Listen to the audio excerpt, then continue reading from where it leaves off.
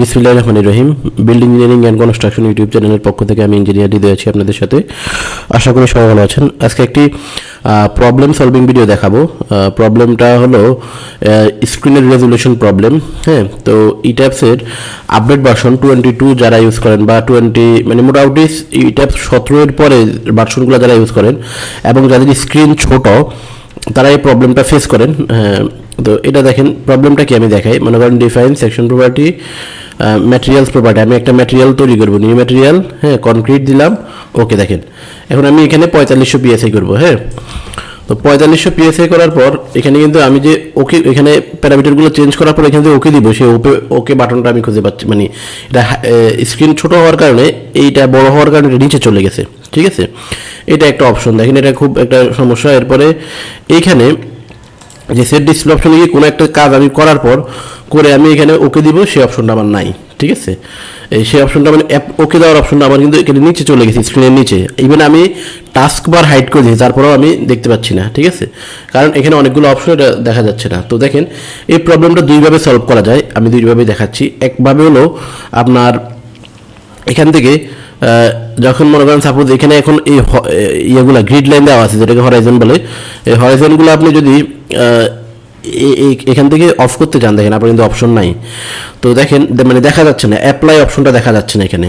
তো এটার জন্য আপনি যেটা করবেন, ইনিশিয়ালি একদম ইনস্ট্যান্ট সলিউশনের জন্য আপনি কি করবেন, ডাবল ইন্টার ক্লিক করবেন, তাহলে এটা চলে যাবে। দেখবেন এটা সিলেক্ট করার পর ডাবল ইন্টার, এই যে চলে গেছে। দেখছেন ডাবল ইন্টার ক্লিক করছি কিন্তু আমি স্ক্রিনের মধ্যে, ইয়ের মধ্যে, আমার কিবোর্ডের। তাহলে এটা সলভ। সেম একইভাবে আপনি যে কোনো মানে এই রিলেটেড যে কোনো সমস্যা আপনি সলভ করতে পারেন। মনে করেন এটাকে আমি 4500 করবো। হ্যাঁ, তাহলে আমি এখানে 4500 PSI দিয়ে মনে করেন প্যারামিটার সব চেঞ্জ করলাম। প্যারামিটার চেঞ্জ করার পরে আমার এখানে ওকে অপশনটা নাই। তো ওকে অপশন না থাকলে অসুবিধা নেই, আমি ডাবল ইন্টার ক্লিক করবো। এই যে ওকে, ডাবল ইন্টার ক্লিক করার পর আমার কিন্তু এটা হয়ে গেছে। কিন্তু দেখছেন কিবোর্ডে ডাবল ইন্টার ক্লিক করলেই এটা সলভ হয়ে যাবে, একটা ব্যাপার গেল। এখন মনে করেন আপনি পার্মানেন্টলি মানে না, বিষয়টা আপনি চাচ্ছেন এটা শো করুক আপনার স্ক্রিনে। তাহলে সেটা কীভাবে করবেন সেটা আমি দেখাচ্ছি। দেখেন স্ক্রিনে শো করানোর জন্য তখন আপনি যেটা করবেন, আমি এই যে এখানে আপনি ইয়াতে ডেস্কটপে আসবেন, আসার পর এখানে এই যে ডিসপ্লে সেটিংয়ে যাবেন। ডিসপ্লে সেটিংয়ে যাওয়ার পর এই যে এখানে আপনার স্কেল একটা অপশন আছে। স্কেলটা চেঞ্জ করতে হবে আপনাকে। 150 রিকমেন্ডেড দেওয়া থাকে 150%, কিন্তু এই 150%-এর জন্যই মূলত আপনার স্ক্রিনটা শো করে না, আপনি দেখতে পাচ্ছেন না। ঠিক আছে, তো এখন এটা দিলে মোটামুটি পারফেক্ট। এটা দিয়ে আপনার টেক্সট কালার টালার সব কিছু ঠিক থাকে। হ্যাঁ, কিন্তু আপনার ওই যে ইট্যাপসে এবং অটোক্যাডেও কিছু কিছু সমস্যা ফেস করা লাগে। তো সেক্ষেত্রে আপনি যেটা করবেন সেটা হলো এই যে এখান থেকে আপনি এটাকে গিয়ে 125% করে দিবেন। ঠিক আছে, এই যে 125% গেলে আপনার টেক্সটগুলো একটু ছোট হয়ে যাবে। হ্যাঁ, কিন্তু ওই যে আপনার ইট্যাপসের ওই মেনুটা দেখা যাবে আপনার। দেখেন এই যে এই মেনুটা এখন দেখা যাবে। এই যে সেট ডিসপ্লে অপশনে যান, এই যে দেখেন অ্যাপ্লাই অপশনটা চলে আসছে এখন। দেখছেন তখন কিন্তু আপনার স্ক্রিনের স্কেলটা বড় থাকার কারণে এটা মানে ঢাকা পড়ে গেছে, নিচে চলে গেছে। এখন কিন্তু এটা চলে আসছে।